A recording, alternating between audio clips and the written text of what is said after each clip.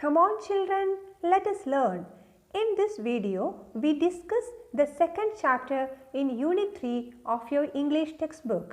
Third unitലെ The Rightful Inheritors of the Earth എന്ന second chapter ആണ് ഈ ക്ലാസ്സിൽ നമ്മൾ പഠിക്കുന്നത്. I hope you have all watched the previous class. It was a beautiful poem. The Mountain and the Squirrel എന്ന പോയത്തിൻ്റെ class എല്ലാവരും കണ്ടതാണല്ലോ. കാണാത്തവർക്കായി link description ബോക്സിൽ കൊടുക്കാം. എല്ലാവരും പോയി കാണണം. എന്തിനെ കുറിച്ചായിരുന്നു ആ poem? What was the poem about? Who were the main characters? What were they quarreling about? Yes, the mountain and the squirrel argued over who was superior. ആരാണ് കേമൻ എന്നതിനെ ചൊല്ലിയാണ് അവർ തർക്കിച്ചത് അല്ലേ? How did they settle their quarrel? You are right. They understood that no one is superior or inferior to others. Every being on earth is equally important. ഭൂമിയിലെ എല്ലാ ജീവജാലങ്ങളും തുല്യ പ്രാധാന്യമുള്ളവരാണ്. ആരും ആരേക്കാളും മികച്ചതോ മോശമോ അല്ല എന്ന് അവർക്ക് മനസ്സിലായി. Everyone is talented and has something to contribute to the society. എല്ലാവർക്കും ഓരോ കഴിവുകളുണ്ട്. ഓരോരുത്തർക്കും അവരവരുടെ കഴിവിനനുസരിച്ച് ഈ സമൂഹത്തിൽ ഓരോന്ന് ചെയ്യാനുണ്ട്. എല്ലാവരുടെയും ഒരുമിച്ചുള്ള പ്രവർത്തനമാണ് നമ്മെ നിലനിർത്തുന്നത്. Man is always in company of animals, birds, insects and often shares his thoughts, concerns, doubts and frustrations with them. നിങ്ങളുടെയൊക്കെ വീട്ടിൽ കിളികളും പൂമ്പാറ്റകളും ഒക്കെ വരാറുണ്ടോ? നിങ്ങൾ എപ്പോഴെങ്കിലും അവയോട് സംസാരിക്കാറുണ്ടോ? നമ്മുടെ വീട്ടിൽ പൂച്ച വരുമ്പോൾ നമ്മൾ ചോറും മീൻകറിയൊക്കെ കൊടുക്കാറില്ലേ? തൊടിയിൽ എവിടെയോ മറഞ്ഞിരുന്ന് ഒരു കുയിൽ പാട്ട് പാടുമ്പോൾ നമ്മളും പാടി നോക്കാറുണ്ടല്ലോ. എന്നിട്ട് അതെവിടെയെന്ന് കണ്ടുപിടിക്കാറില്ലേ? പൂക്കളും ചെടികളും പൂമ്പാറ്റകളും പക്ഷികളും എല്ലാം നമ്മുടെ കൂട്ടുകാരാണ്. ഇവരെല്ലാം ഉള്ളപ്പോഴാണ് ഈ ഭൂമി സുന്ദരമാവുന്നത്. ഇവരെയെല്ലാം ഉപദ്രവിക്കാമോ? പാടില്ല അല്ലേ? Here we have an interesting story written by Vaikam Muhammad Bashir in which he is trying to make his wife understand the importance of such creatures in this world. The rightful inheritors of the earth. ഭൂമിയുടെ ശരിയായ അവകാശികൾ. നമുക്ക് നോക്കാം എന്തൊക്കെയാണ് ബഷീർ ഭാര്യയോട് പറയുന്നതെന്ന്. When I became the owner of a tiny little piece of this wide earth, I felt very happy. It was a 2-acre plot with coconut palms and an old house where we could live. Why Bashir felt so happy? Yes, he bought some land of his own. ഈ വിശാലമായ ഭൂമിയിൽ ഒരു ചെറിയ തുണ്ടിൻ്റെ ഉടമസ്ഥനായപ്പോൾ എനിക്ക് വളരെ സന്തോഷം തോന്നി എന്നാണ് ബഷീർ പറയുന്നത്. അദ്ദേഹം സ്വന്തമായി കുറച്ച് സ്ഥലം വാങ്ങിയിരിക്കുകയാണ്. 2 ഏക്കർ പ്ലോട്ടാണ് വാങ്ങിയിരിക്കുന്നത്. ഏക്കർ എന്ന് വെച്ചാൽ ഭൂമിയുടെ വിസ്തൃതി പറയുന്ന ഒരളവാണ്. നിങ്ങൾ കേട്ടിട്ടുണ്ടാവുമല്ലോ സെൻറ്റ്, ഏക്കർ എന്നൊക്കെ. How was the land that he bought? It was a plot with coconut palms and an old house. തെങ്ങുകൾ നിറഞ്ഞ ഒരു പുരയിടമാണ് അദ്ദേഹം സ്വന്തമാക്കിയത്. അവിടെ അവർക്ക് താമസിക്കാൻ കൊള്ളാവുന്ന ഒരു പഴയ വീടുമുണ്ട്. Those were the days when the price of coconuts was going up and I was in high spirits at the thought of the palms laden with coconuts. തേങ്ങയ്ക്ക് നല്ല വില കിട്ടുന്ന സമയമായിരുന്നു അത്. തേങ്ങകൾ നിറഞ്ഞ് ഭാരം തൂങ്ങുന്ന തെങ്ങുകളെക്കുറിച്ച് ഓർത്തപ്പോൾ അദ്ദേഹത്തിന് വലിയ ഉത്സാഹം തോന്നി. നല്ല കാശ് കിട്ടുമല്ലോ. What does the word laden means? It means heavily loaded with. നിറഞ്ഞു നിൽക്കുന്ന. പക്ഷേ അദ്ദേഹം വിചാരിച്ച പോലെ ആയിരുന്നില്ല കാര്യങ്ങൾ. Then came the trespassers. Who is a trespasser? See glossary. A person who enters others' land or property without permission. ഒരാളുടെ സ്ഥലത്ത് അയാളുടെ അനുവാദമില്ലാതെ കടന്നു കയറുന്നവനാണ് ട്രെസ്പാസർ, കയ്യേറ്റക്കാരൻ. Who were the trespassers? What did they do? They did not care about the fence we had put up at the boundary. Moreover, they did not seem to be at all afraid of my watchdog Shan. What is boundary? It is border, അതിർത്തി. The trespassers did not care about the fence the family put up at the border. കടന്നുകയറ്റക്കാർക്ക് ബഷീറും ഫാമിലിയും അതിർത്തിയിൽ കെട്ടിയുണ്ടാക്കിയ fence, വേലിയൊന്നും ഒരു പ്രശ്നമായിരുന്നില്ല. മാത്രമല്ല അവരുടെ watch dog ആയിരുന്ന ഷാനിനെയും ട്രെസ്പാസേഴ്സിന് പേടിയുണ്ടായിരുന്നില്ല. They did not seem to care for anyone in the world, not even the government. അവർക്ക് ഈ ലോകത്ത് ആരെയും പേടിയില്ല എന്ന് തോന്നുന്നു, ഗവൺമെന്റിനെ പോലും. The first arrivals were birds and butterflies, a wide variety of birds and so many butterflies. ആദ്യമായി വന്നവ പലതരത്തിലുള്ള ബേർഡ്സും ബട്ടർഫ്ലൈസുമായിരുന്നു. Why did the author call the birds and butterflies trespassers? Do they disturb us? Let us see. Perched on the boughs, the birds chirped on and on. The butterflies fluttered around in the courtyard, flashing their colors in the sunlight. പക്ഷികൾ എന്താണ് ചെയ്തത്? മരക്കൊമ്പുകളിൽ ചേക്കേറിക്കൊണ്ട് അവ ഇടയ്ക്കിടയ്ക്ക് ചിലച്ച് ശല്യമുണ്ടാക്കിക്കൊണ്ടിരുന്നു. പൂമ്പാറ്റകൾ അവയുടെ നിറങ്ങളെല്ലാം മിന്നിച്ചുകൊണ്ട് മുറ്റത്ത് പാറിക്കളിച്ചു. Then came the crows. Their raucous cawing was unbearable than the racket of the birds. Cawing എന്ന് പറഞ്ഞാൽ കാക്കയുടെ കരച്ചിലാണ്. How was the cawing of crows? It was raucous. പരുക്കനാണല്ലേ, very harsh. It was unbearable. സഹിക്കാൻ പറ്റാത്തതാണ് ബഷീറിന്. Than the racket of the birds. പക്ഷികളുടെ ബഹളത്തെക്കാളും അസഹ്യമാണ് കാക്കയുടെ റോക്കസ് going. Racket means loud annoying noise, ബഹളം. But the worst was that they missed no chance to swoop down on our hens and chicks.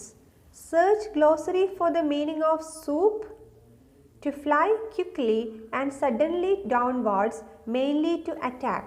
ഇരയെ ആക്രമിക്കുന്നതിനായി താഴേക്ക് കുതിക്കുന്നതിനെയാണ് soup എന്ന് പറയുക. റാഞ്ചുക എന്നൊക്കെ നമ്മൾ പറയാറില്ലേ. അപ്പോൾ കാക്കകളെ കൊണ്ടുള്ള മറ്റൊരു ശല്യം എന്തായിരുന്നു? അവ കോഴിക്കുഞ്ഞുങ്ങളെ Ranchi കൊണ്ടുപോകുമായിരുന്നു. Next to arrive were the hawks, birds that perched on our coconut palms. However, while they sat in higher planes, their aims were just as low down in the dust. The hawks and the crows had the same agenda while they watched and waited. പിന്നീട് വന്ന കയ്യേറ്റക്കാർ hoax ആയിരുന്നു, പരുന്തുകൾ. അവയ്ക്കും കാക്കയ്ക്കും ഒരേ അജണ്ടയാണ് ഉണ്ടായിരുന്നത്. എന്താ agenda? Programme, ഒരേ കാര്യപരിപാടി. അവർക്ക് ഒരേ ഉദ്ദേശമേ ഉണ്ടായിരുന്നുള്ളൂ, കോഴിക്കുഞ്ഞുങ്ങളെയും കോഴികളെയും റാഞ്ചി കൊണ്ടുപോവുക. Sitting in the heights of the coconut trees they waited for A chance. ഉയരമുള്ള തെങ്ങുകളിൽ അതിനുള്ള അവസരത്തിനായി അവ കാത്തിരുന്നു. Nor were they alone. There were mongoose in the bamboo thicket and there were foxes in the shrubs close by, ready to pounce on the hens. പരുന്തുകൾ മാത്രമായിരുന്നില്ല കോഴികളുടെ ശത്രുക്കൾ. There were mongoose also. എന്താണ് mongoose? കീരികൾ. They were in bamboo thicket. അവ മുളങ്കാടുകളിലായിരുന്നു ഒളിച്ചിരുന്നത്. And there were foxes also. കുറുക്കന്മാരും ഉണ്ടായിരുന്നു. They were in the shrubs close by. അടുത്തുള്ള കുറ്റിക്കാടുകളിലാണ് അവ ഉണ്ടായിരുന്നത്. They were ready to pounce on the hens. കോഴികൾക്ക് മേൽ ചാടി വീഴാൻ തക്കം പാർത്തിരിക്കുകയായിരുന്നു അവ. Then there were rats. Rats of course were found everywhere. പിന്നെ ഉണ്ടായിരുന്നത് എലികളാണ്. അവ പിന്നെ എല്ലായിടത്തും ഉണ്ടല്ലോ. Even as I wondered what right all these creatures had to be on my land, there arrived a fierce creature without paws or wings, a cobra. എന്താണ് creatures? ജീവികൾ. ഞാൻ അത്ഭുതപ്പെട്ടു പോയി. എന്താണ് ഈ ജീവികൾക്കൊക്കെ എൻ്റെ മണ്ണിൽ കാര്യം? അങ്ങനെ ഇരിക്കുമ്പോൾ അതാ വരുന്നു. There arrived a fierce creature. ഒരു ഭയങ്കരനായ ക്രൂരനായ ഒരു ജീവി അതാ വരുന്നു. Without paws or wings. അതിന് ചിറകുകളും നഖങ്ങളും ഒന്നും ഉണ്ടായിരുന്നില്ല. It was a cobra. അതൊരു മൂർഖൻ പാമ്പായിരുന്നു. How was it? It was fierce. Fierce means cruel. It stood before me, dignified, majestic, its hood spread out. How did the cobra stand before the author? Dignified. He stood before the author with very proud, അന്തസ്സോടെ, and majestic, like a king, ഒരു രാജാവിനെ പോലെ പ്രൗഢിയോടെ. It hissed as if asking me what business I had on this land. ഈ സ്ഥലത്ത് നിനക്കെന്താ കാര്യം എന്ന് ചോദിക്കുന്നത് പോലെ അത് ബഷീറിന് നേരെ ചീറ്റി. പാമ്പുകൾ ശബ്ദമുണ്ടാക്കുന്നതിനെയാണ് ഹിസ് എന്ന് പറയുന്നത്. Didn't it know that I was the new owner? Basheer പറയാണ്, ഞാനാണ് ഇവിടുത്തെ പുതിയ ഓണർ എന്ന് അതിനറിയില്ലേ? You had better leave my 2-acre land at once. എൻ്റെ ഈ 2 ഏക്കർ പറമ്പ് വേഗം തന്നെ വിട്ടുപോകുന്നതാണ് നിനക്ക് നല്ലത്, ഞാൻ പറഞ്ഞു. But then where could it go? പക്ഷേ അപ്പോൾ അതെവിടെ പോകും? Hadn't the whole earth been taken over by man bit by bit? ഈ ഭൂമി മുഴുവൻ ചെറിയ ചെറിയ തുണ്ടുകളായി മനുഷ്യൻ കൈവശപ്പെടുത്തിയില്ലേ? ഈ ജീവികളുടെ എല്ലാം വാസസ്ഥലം കൂടിയാണ് ഭൂമി. അതാണ് നമ്മൾ നമ്മുടേത് മാത്രമായി കൈവശപ്പെടുത്തി വെക്കുന്നത്, അല്ലേ? My wife said, the jackfruit has ripened. Squirrels and crows are feasting on it. The guavas and mangoes, birds and bats are eating up everything. എൻ്റെ ഭാര്യ വന്നു പറഞ്ഞു, ചക്ക പഴുത്തിട്ടുണ്ട്. അണ്ണാന്മാർക്കും കാക്കകൾക്കും നല്ല സദ്യ തന്നെയാണ്. പേരയ്ക്കയും മാങ്ങയും എല്ലാം പക്ഷികളും വവ്വാലും കൂടി തിന്നു തീർക്കുകയാണ്. But that's the beauty of it, I replied. ഞാൻ മറുപടി പറഞ്ഞു, അതാണ് അതിൻ്റെ സൗന്ദര്യം. God has created variety of things in the universe: fruits, edible roots, grass, grain, flowers, water, air, warmth and light. ദൈവം ഈ പ്രപഞ്ചത്തിൽ പലതും സൃഷ്ടിച്ചിട്ടുണ്ട്. ഫ്രൂട്ട്സ്, പഴങ്ങൾ, എഡിബിൾ റൂട്ട്സ്, തിന്നാൻ പറ്റുന്ന റൂട്ട്സ്, വേരുകൾ, ഗ്രാസ്, ഗ്രെയിൻ, ധാന്യങ്ങൾ, ഫ്ലവേഴ്സ്, പൂക്കൾ, water, air, warmth and light, ചൂടും സൺലൈറ്റും വെളിച്ചവും, ഇതെല്ലാം ഉണ്ടാക്കിയിട്ടുണ്ട്, അല്ലേ?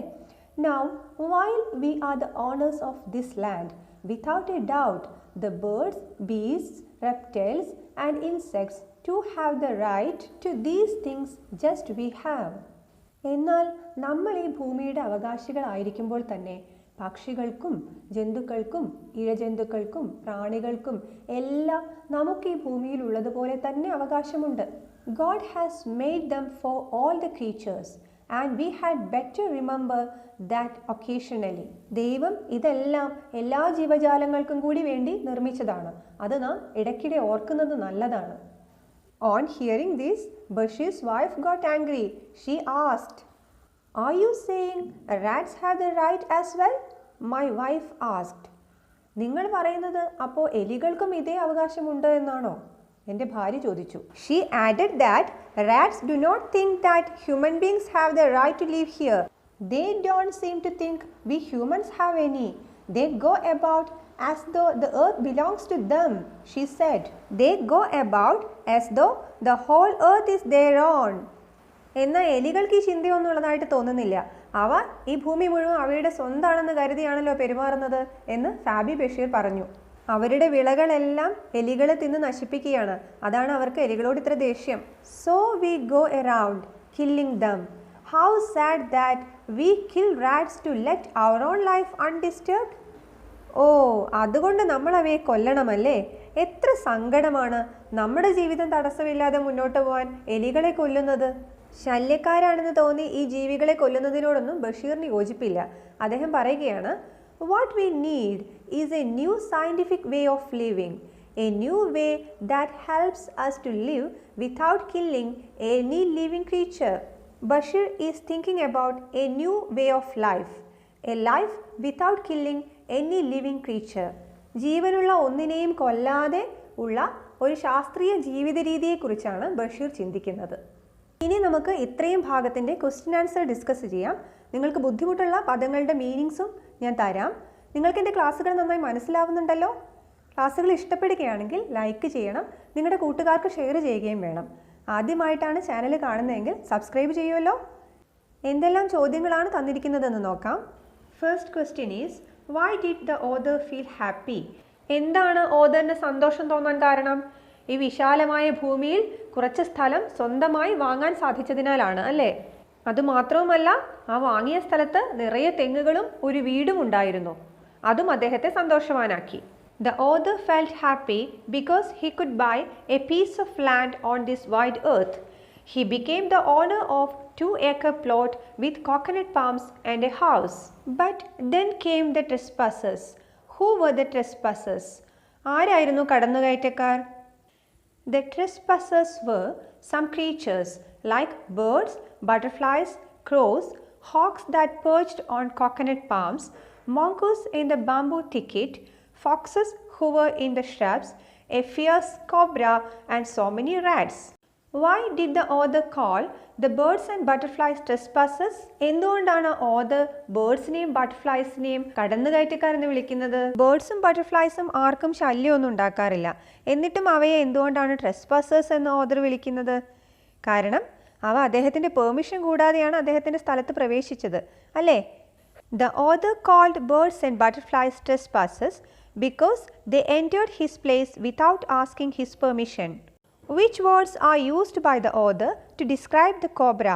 കോബ്രയെ വർണ്ണിക്കാൻ എന്തെല്ലാം വാക്കുകളാണ് ഉപയോഗിച്ചിരിക്കുന്നത്? It's a fierce creature. അതൊരു ക്രൂരനായ ജീവിയാണ്. Without paws or wings. അതിന് കൈകാലുകളോ ചിറകുകളോ ഒന്നുമില്ല. അത് എൻ്റെ മുന്നിൽ അന്തസ്സോടെ പ്രൗഢിയോടെ രാജാവിനെ പോലെ പത്തി വിടർത്തി നിന്നു. ഇങ്ങനെയൊക്കെയാണ് കോബ്രയെ author വർണ്ണിച്ചിരിക്കുന്നത്. The author described the cobra as a fierce creature without paws or wings. It stood before the author, dignified, majestic, spreading out his hood. But where could it go? Why didn't the cobra go to some other place? പക്ഷേ അത് എങ്ങോട്ട് പോകും? എന്തുകൊണ്ടാണ് കോബ്രയ്ക്ക് വേറൊരു സ്ഥലത്തേക്ക് പോകാൻ കഴിയാത്തത്? Cobra could not go to any other place because the whole earth had been taken over by man. കോബ്രയ്ക്ക് മറ്റെങ്ങോട്ടും പോവാൻ കഴിയുമായിരുന്നില്ല, കാരണം ഭൂമി മുഴുവൻ മനുഷ്യൻ കൈവശപ്പെടുത്തിയിരിക്കുകയാണ്, അല്ലേ? Why did God create a variety of things in this universe? ഈ പ്രപഞ്ചത്തിൽ ഒരുപാട് വ്യത്യസ്ത വസ്തുക്കളെ എന്തിനാണ് ദൈവം സൃഷ്ടിച്ചിരിക്കുന്നത്? ഇതാ ബഷീർ ഇവിടെ പറയുന്നുണ്ടല്ലോ, അവയെല്ലാം സൃഷ്ടിച്ചിരിക്കുന്നത് എല്ലാ ജീവജാലങ്ങൾക്കും കൂടി വേണ്ടിയാണ് എന്ന്. അപ്പോൾ നമുക്ക് ഇങ്ങനെ എഴുതാം: God has made them for all the creatures. Why did the author think of a scientific way of living? എന്തുകൊണ്ടാണ് ഓഥർ ഒരു ശാസ്ത്രീയ ജീവിത രീതിയെക്കുറിച്ച് ചിന്തിക്കുന്നത്? അദ്ദേഹത്തിന് ഒരു ജീവിയെയും ഉപദ്രവിക്കുന്നത് ഇഷ്ടമായിരുന്നില്ല. ഈ ലോകം എല്ലാ ജീവികളുടെയുമാണ് എന്നാണ് അദ്ദേഹം വിശ്വസിച്ചിരുന്നത്. അതുകൊണ്ടാണ് ആരെയും കൊല്ലാത്ത ഒരു ജീവിത രീതി രൂപപ്പെടുത്തുന്നതിനെക്കുറിച്ച് അദ്ദേഹം ചിന്തിച്ചത്. The author did not like to harm any creature. He believed that the earth belongs to all living beings. So he thought to form a scientific way of living that helps to live without killing any living creature. ഇന്ന് നമ്മൾ discuss ചെയ്ത പാഠഭാഗത്തിലെ word meanings കൊടുത്തിട്ടുണ്ട്. നിങ്ങൾക്ക് എഴുതിയെടുക്കാം. ബാക്കി ഭാഗം അടുത്ത വീഡിയോയിലാവട്ടെ. That's all for today. Goodbye, my dear children.